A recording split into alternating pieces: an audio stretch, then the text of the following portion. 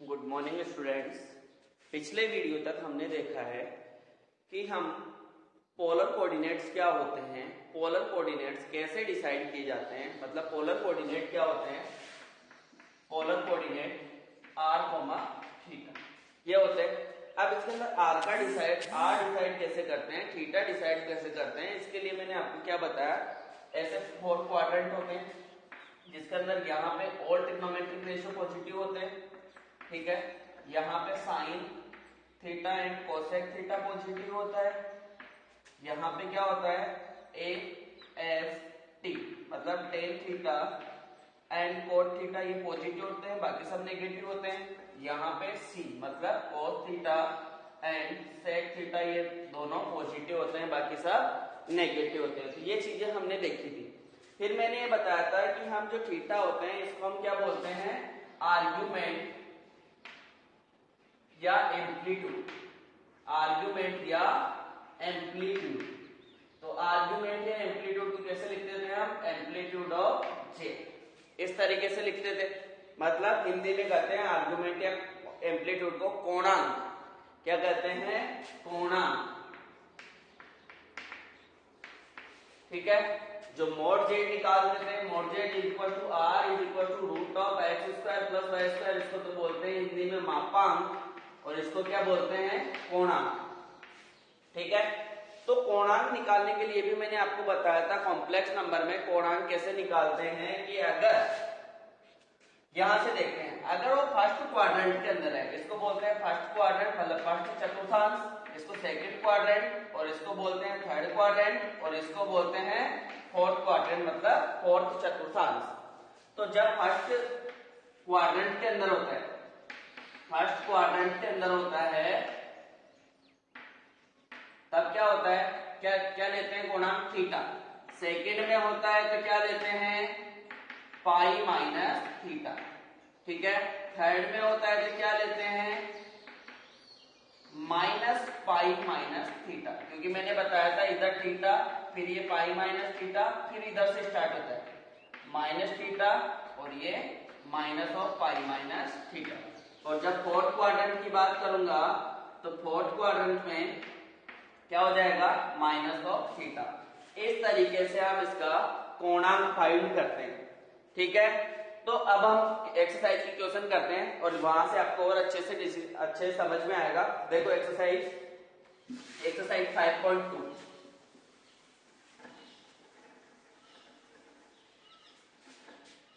Exercise 5.2 question number, देखो बोला है इसने find the modulus and argument of the each of the complex number in exercise 1-2। First and second question में अपने को क्या करना है, मॉडुलस एंड आर्गुमेंट फाइंड करना है, मतलब मापांक और कोणांक अपने को फाइंड करना है। फर्स्ट एंड सेकंड क्वेश्चन में अपने को क्या फाइंड करना है, मॉडुलस मतलब मापांक एंड आर्गुमेंट मतलब कोणांक,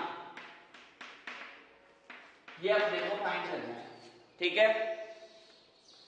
तो अब देखो फर्स्ट क्वेश्चन है इसका, क्वेश्चन नंबर 1 क्या है, question number 1, Z is equal to -1 minus iota root, ठीक है, ये दिया हुआ है। अब सबसे पहले तो मापांक फाइंड करना है। तो अगर मैं इसको कंपेयर करूं x प्लस आयोटा y से, तो x की वैल्यू क्या आ गई मेरे पास में -1, y की वैल्यू क्या आ गई मेरे पास में -√3। इससे कंपेयर का आयोटा का मल्टीपल क्या है, -√3 और इसमें आयोटा का मल्टीपल क्या है, y। तो x और y की वैल्यू होगी। अब उसके बाद में मापांक कैसे फाइंड करते हैं, r is equal to mod z is equal to root of x square plus y square. तो क्या हो जाएगा, x square -1 square plus minus of √3 का स्क्वायर। तो यहां से -1 का स्क्वायर तो जाएगा 1, √3 का स्क्वायर क्या हो जाएगा 3, तो root of 4 is equal to 2। तो मॉड जेड की वैल्यू या r की वैल्यू कितनी आ गई मेरे पास में 2, ठीक है। अब इसके बाद में मुझे डिसाइड करना है कोणांक। अब आर्ग्यूमेंट निकालने के लिए क्या करना है आपको कि ये -1 x इज इक्वल टू क्या होता है r cos थीटा और y इज इक्वल टू क्या होता है r sin थीटा। ठीक है, ये होता है x की वैल्यू क्या है यहाँ से -1, r की वैल्यू क्या है 2 cos थीटा। ठीक है, तो यहाँ से डिवाइड में आ जाएगा तो -1/2 is equal to cos theta. ठीक है, और इधर से देखो y की वैल्यू अपने पास में क्या है -√3, r की वैल्यू क्या है 2 एंड sin थीटा। तो sin -√3/2 is equal to sin theta. ये आ गया, ये cos थीटा और ये sin थीटा।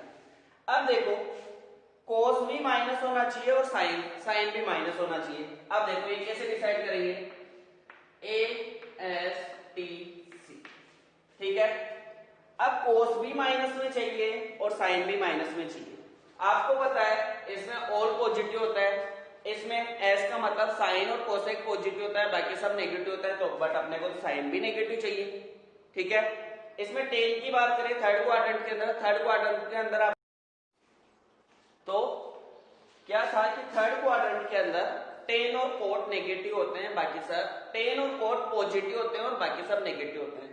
तो अपना कोस और साइन दोनों नेगेटिव आ रहे हैं, तो दोनों कहां हो जाएंगे थर्ड क्वाड्रेंट के अंदर। और थर्ड क्वाड्रेंट के अंदर अब देखो थीटा की किस वैल्यू के लिए ये क्या होता है माइनस, किस वैल्यू के लिए हाफ होती है value without symbol, cos theta किस वैल्यू के लिए हाफ होती है, किस वैल्यू के लिए होता है ये एक। तो अब यहां से क्या पता चल रहा है अपने को cos थीटा -1/2 और sin थीटा -√3/2। तो इसके लिए अब दोनों नेगेटिव है तो मतलब थर्ड क्वाड्रेंट, और थर्ड क्वाड्रेंट के अंदर थीटा की वैल्यू अपने को फाइंड करनी है। तो थर्ड क्वाड्रेंट के अंदर मतलब तीसरे चतुर्थांश में, तो थर्ड क्वाड्रेंट के अंदर थीटा की वैल्यू फाइंड करेंगे तो थीटा किसके इक्वल होता है minus of pi minus theta के।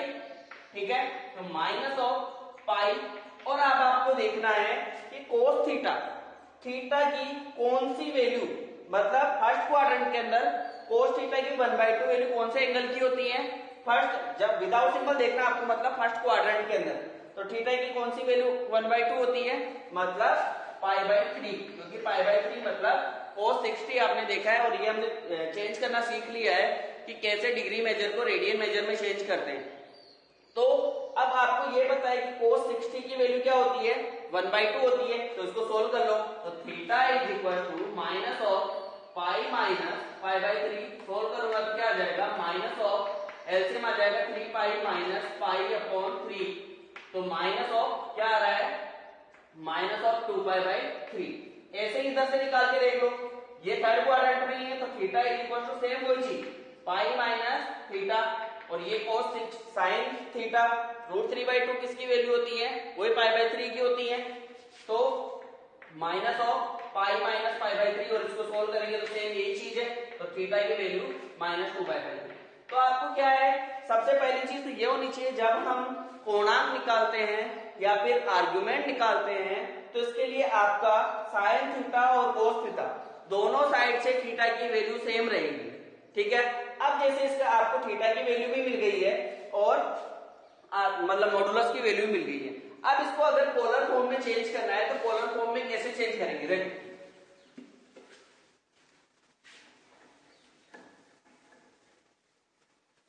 क्या क्या है आपके पास में मोड जेड, मतलब आर की वैल्यू आपके पास में आ चुकी है 2 और थीटा की वैल्यू आप निकाल चुके हैं -2π/3, ये आ गई है। अब इसके बाद में अब जैसे आपको ये निकालना है तो जेड अगर मैं पोलर फॉर्म, अगर शायद मैंने पिछले वीडियो में नहीं बताया तो कैसे x is equal to r cos theta plus iota, y क्या होता है r sin थीटा। ठीक है, ये दोनों मैंने रिलेशनशिप से, तो r कॉमन आ जाएगा तो क्या आ जाएगा cos theta plus iota sin theta. ये इसकी पोलर फॉर्म में रिप्रेजेंटेशन होता है किसी कॉम्प्लेक्स नंबर का। ठीक है, और मैं यही से ही बताने वाला था कि मतलब हम कैसे ये तो मैंने शायद प्रूव कर दिया है कि मोड जेड आर के इक्वल होता है, या फिर एक बार और देख लो मोड जेड निकालेंगे तो क्या होता है रूट ऑफ रियल पार्ट का स्क्वायर तो R square cos square theta plus imaginary part का स्क्वायर तो R square sine square theta. तो आर स्क्वायर कॉमन, तो ये क्या हो जाएगा cos square theta plus sine square theta. ये किसकी cos square theta plus sine square theta आप लोग जानते हैं, थीटा की फर्स्ट आइडेंटिटी क्या होता है 1। तो mod Z is equal to क्या हो जाएगा रूट ऑफ आर स्क्वायर, तो यहां से mod Z root of R square R के इक्वल हो जाएगा। ठीक है, तो आप आर की मोड जेड की value root of X square plus Y square निकालो, चाहे रूट ऑफ ये पोलर फॉर्म से भी निकाल सकते हैं। अब पोलर फॉर्म में डिनोट करने का तरीका, अब जैसे इसको पोलर फॉर्म में डिनोट करना तो Z is equal to R की वैल्यू आपके पास में क्या है 2, ठीक है, कोस थीटा की वैल्यू आपके पास में -2π/3, ठीक है। उसके बाद में प्लस आयोटा साइन -2π/3, ठीक है। तो सोल्व करेंगे तो 2 आपको पता है कोस के अंदर, चलो यहां तक ही छोड़ो, अभी आपको ट्रिग्नोमेट्री चैप्टर नहीं हुआ है आपका, तो उसके अकॉर्डिंग अभी यहां तक तो आपका क्या हो जाएगा 2 × cos -2π/3 और प्लस आयोटा साइन -2π/3। इस तरीके से इसकी पोलर फॉर्म को डिनोट करते हैं। अब हम करते हैं क्वेश्चन नंबर 2, और आपको क्वेश्चन नंबर 2 से और अच्छे से क्लियर होगा कि मैं क्या बताना चाह रहा हूं। तो देखो क्वेश्चन नंबर 2 ये क्या है,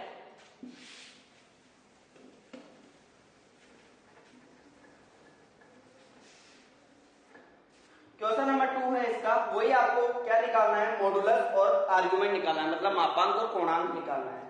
तो z इज इक्वल टू दिया हुआ है मुझे क्वेश्चन नंबर 2 में, z is equal to -√3 + i, ये दिया हुआ है। तो यहां से x की वैल्यू क्या आ जाएगी, या फिर हाँ तो x की वैल्यू क्या आ जाएगी -√3 और y की वैल्यू क्या हो जाएगी 1। तो यहां से r cos थीटा किसके इक्वल हो जाएगा -√3 के, और r sin थीटा किसके इक्वल हो जाएगा 1 के, ठीक है। अब r हमें फाइंड करना है, तो r फाइंड करने का मैंने बताया था mod of z is equal to root of x square plus Y square कर लो, चाहे ये होना है रूट ऑफ x स्क्वायर तो √3 का स्क्वायर 3 प्लस 1 का स्क्वायर 1। तो फाइनली r की वैल्यू क्या आ गई 2, r की वैल्यू 2 इसमें पुट कर लो, ठीक है।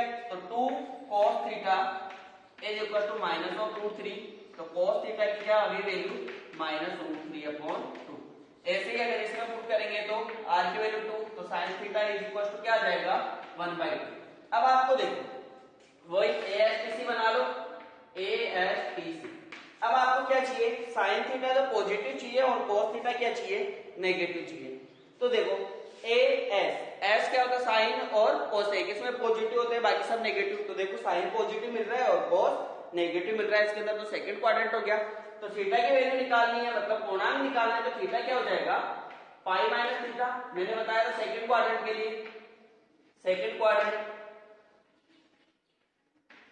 इसके लिए क्या होता है पाई माइनस थीटा। तो पाई माइनस थीटा की बात करूंगा तो देखो थीटा पाई, अब थीटा आपको जब ये होता है, अब cos थीटा -√3/2 है, तो √3/2 फर्स्ट क्वाड्रेंट में किसकी वैल्यू होती है π/6 की, मतलब cos 30 की वैल्यू होती है, तो पाई माइनस π/6। और इधर से 1/2 की बात करें तो 1/2 में क्या होता है 30 डिग्री की वैल्यू होती है, 30 डिग्री क्या होता है मैंने बताया था कि डिग्री को रेडियन में चेंज करना है, तो 30 × π/180 से आपको मल्टीप्लाई करना है। तो 30 से 6, तो रेडियन में चेंज किया, डिग्री को रेडियन मेजर में चेंज करते हैं, तो π/180 से मल्टीप्लाई करते हैं, तो क्या आ जाएगा फाइनली 30 डिग्री किसके इक्वल हो गया π/6 के इक्वल हो गया। तो यहां से π/6 सोल्व कर लो, तो थीटा क्या आ जाएगा 6π - π/6, तो क्या आ जाएगा 5π/6, ठीक है। तो ये तो हो गया आपका कोणांक, इसने जो फाइंड करवाया था, और ये हो जाएगा मापांक, मतलब ये मॉडुलस हो गया और ये आर्गुमेंट हो गया, ठीक है। ये था आपका क्वेश्चन नंबर 2। अब उसके बाद में बात करते हैं, देखो क्वेश्चन नंबर 3 to 8 सभी क्वेश्चन के अंदर अपने क्या करना है पोलर फॉर्म फाइंड करनी है। क्वेश्चन नंबर 3 to 8 सारे क्वेश्चंस के अंदर अपने को पोलर फॉर्म फाइंड करनी है। तो देखो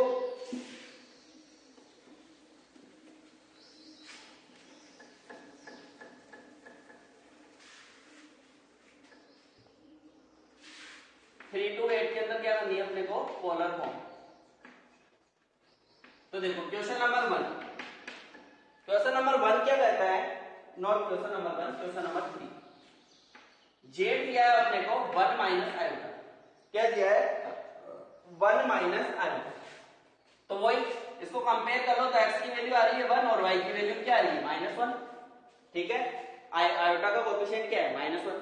अब इसके लिए ये किसके, अब सबसे पहले mod z is equal to r is equal to root of x square plus y square. तो क्या हो जाएगा, x मतलब 1 का स्क्वायर प्लस -1 का स्क्वायर। तो ये क्या हो जाएगा 1 प्लस 1 रूट 2, मतलब r की वैल्यू तो आ गई अपने पास में root 2 equal to root 2। Finally अपने को कहां पहुंचना है, पोलर फॉर्म में z is equal to r cos theta plus iota sin theta, ये अपने को फाइंड करना है। ठीक है, मतलब ये क्या चीज, मतलब इस नंबर को हम इस फॉर्म में कैसे डिनोट करेंगे, ये चीज अपने को निकालनी है। r की वैल्यू हमने निकाल ली है, उसके बाद क्या चाहिए, थीटा। अब थीटा निकालने के लिए x आपके पास में है 1, तो x इसके इक्वल होता है r cos theta is equal to 1। r की वैल्यू क्या आती है root 2 cos theta is equal to 1। तो cos थीटा किसके इक्वल हो जाएगा 1/√2। ठीक है, और ऐसे y किसके इक्वल है, y -1 है, तो r sin theta is equal to -1। r की value 2 sin theta is equal to -1। तो sin थीटा किसके इक्वल हो जाएगा -1/2 के। अब आपको देखो ये रूट 1 -1/√2, वही ASTC बना लो, ASTC। अब वही और साइन, अब देखो साइन की वैल्यू तो आपको नेगेटिव चाहिए और कोस की वैल्यू पॉजिटिव चाहिए। तो देखो कोस पॉजिटिव कहां होता है, या तो इसमें होता है या इसमें होता है, और साइन नेगेटिव तो इसमें भी, इसमें पॉजिटिव होता है, इसमें पॉजिटिव होता है, इन दोनों में नेगेटिव होता है। तो यहाँ कोस पॉजिटिव मिल रहा है और साइन नेगेटिव मिल रहा है, मतलब फोर्थ क्वाड्रेंट की बात है। तो मतलब फोर्थ क्वाड्रेंट,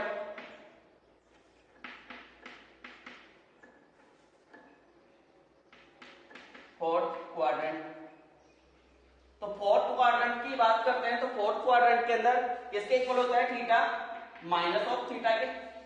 फोर्थ क्वाड्रेंट के लिए मैंने बताया था कि थीटा किसके इक्वल होता है, माइनस ऑफ थीटा के। थर्ड क्वाड्रेंट के अंदर क्या करते हैं, minus of pi minus theta. Second के अंदर क्या करते हैं, पाई माइनस थीटा, और फर्स्ट के अंदर क्या करते हैं, थीटा। तो देखो अब आपको पता है कि कोस थीटा 1/√2 किसके इक्वल होता है, π/4 के इक्वल होता है, मतलब cos 45 की वैल्यू होती है 1/√2। ऐसे ही अगर बिना माइनस की बात करूंगा तो फर्स्ट क्वाड्रेंट के अंदर 1/√2 वही π/4 की वैल्यू होती है, तो थीटा किसके इक्वल हो जाएगा -π/4। तो आपका जो आर्ग्यूमेंट है वो आ गया -π/4 और मॉडुलस है वो आ गया आपका √2। तो पोलर फॉर्म में अगर मुझे डिनोट करना है तो कैसे डिनोट करूंगा मैं, पोलर फॉर्म में डिनोट करने के लिए देखो z r की वैल्यू √2 आई है, cos थीटा की वैल्यू क्या है -π/4 प्लस आयोटा साइन -π/4। तो इस तरीके से हम क्या करते हैं, इसको मैं सही से लिख देता हूं थोड़ा। तो z is equal to √2 into cos -π/4 plus iota sine -π/4। इस तरीके से हम पोलर फॉर्म में रिप्रेजेंट करते हैं किसी कॉम्प्लेक्स नंबर। ठीक है, और अगर ये फॉर्म दे दी जाए तो भी हम आराम से, मतलब पोलर फॉर्म दी है तो हम उसका कार्टेशियन कोऑर्डिनेट में चेंज कर सकते हैं। तो ये था आपका क्वेश्चन नंबर 3। नेक्स्ट क्वेश्चंस की बात हम नेक्स्ट वीडियो में करेंगे। प्लीज मुझे आई थिंक आपको समझ में आया होगा पोलर फॉर्म में कैसे रिप्रेजेंट करते हैं, कौन से क्वाड्रेंट के अंदर थीटा की वैल्यू कैसे लेते हैं। और इसके बाद अगर इसके बाद भी आपका कोई डाउट है तो आप मुझे कमेंट बॉक्स में बताएं, और please like share and subscribe my channel. Okay, have a nice day.